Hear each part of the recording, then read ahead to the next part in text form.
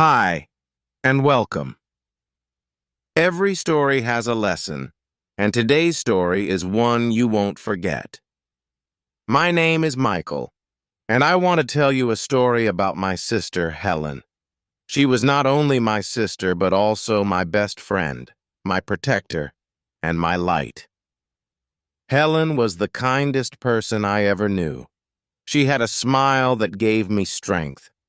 We lived in a very small house with our father after our mother passed away. The house was old, the roof leaked when it rained, and the walls were thin. It was just the three of us together, and we had very little to live on.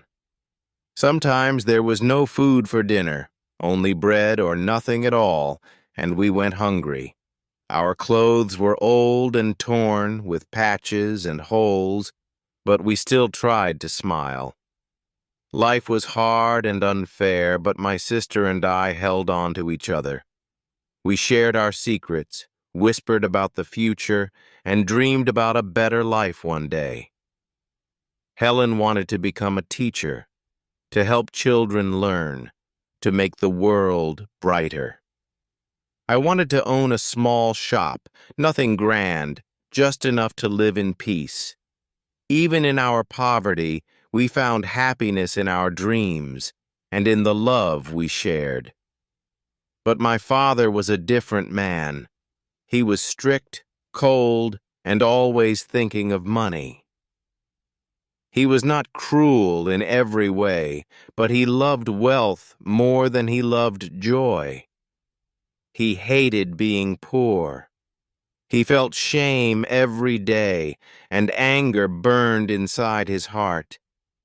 His dream of riches grew larger and darker, and this dream became dangerous for Helen.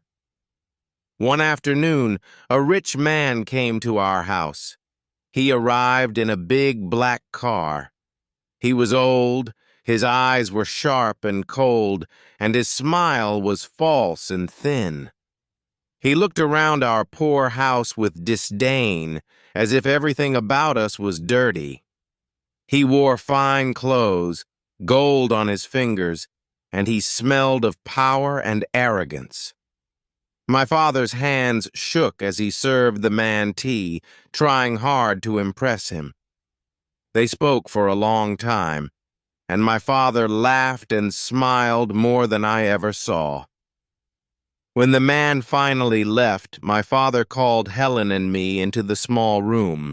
His face was glowing with excitement, but in his eyes there was something strange and frightening. He said, "Helen, I have wonderful news. You are going to marry Mr. Blackwood. He is a very rich man. He will give us money. All our troubles will end." My sister's face became pale, as if the life had been taken from her in a moment. Tears filled her eyes. She said softly, "Father, please. I don't know this man. I don't want to marry him. I want to be a teacher.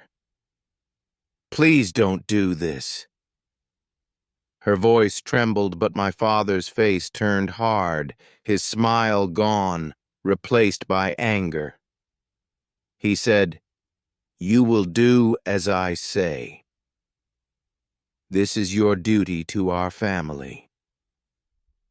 You will have an easy life, and we will finally escape this poverty.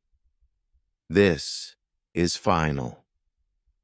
That night, Helen cried in silence.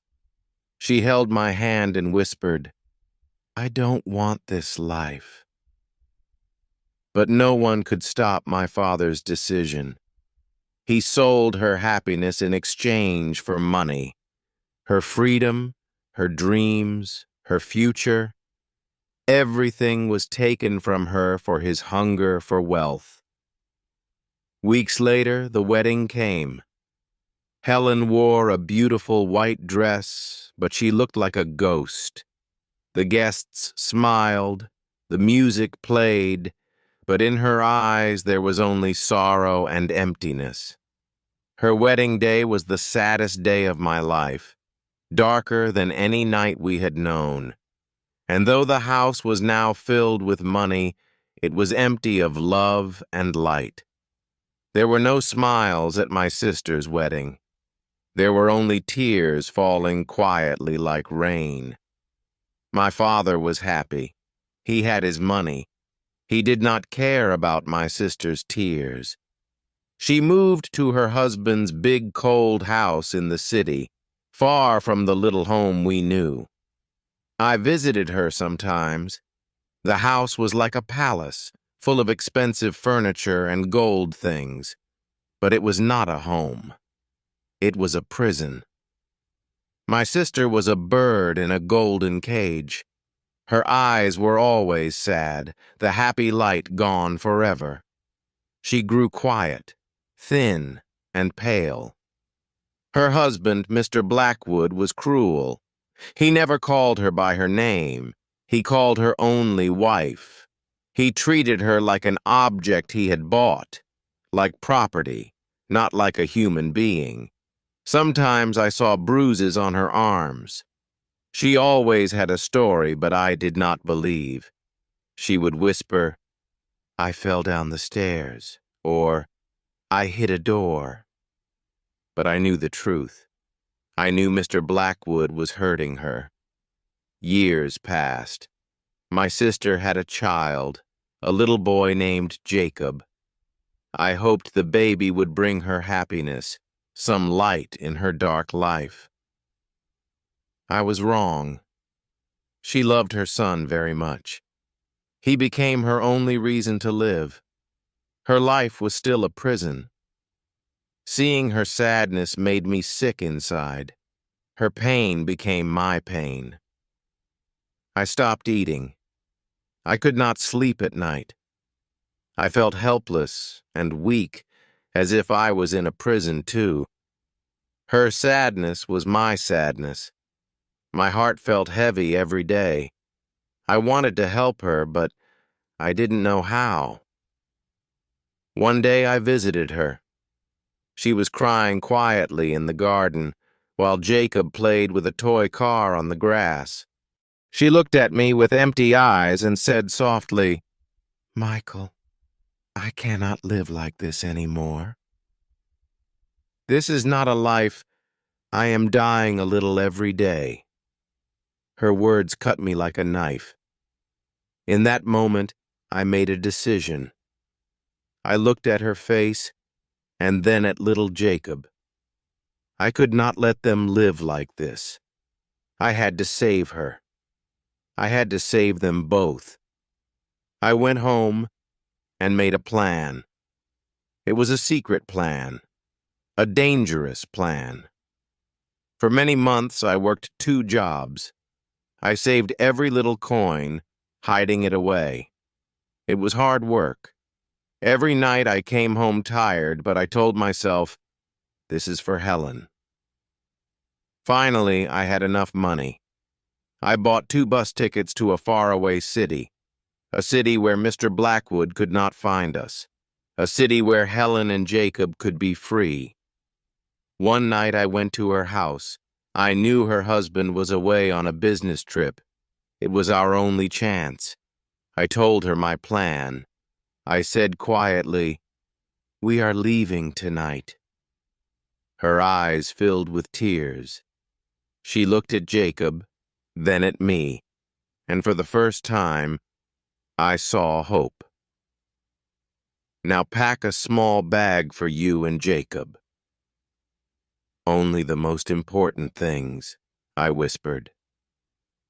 She was so afraid that her body shook, but for the first time I saw something new. It was a light I had not seen in years. It was the light of hope. She packed one small bag, just a few clothes for herself and little Jacob. Then she lifted her son gently from his bed. He was sleeping peacefully in her arms. We left the big cold house like thieves in the night. walking quietly through the shadows. The city was dark and silent. Every sound made us jump.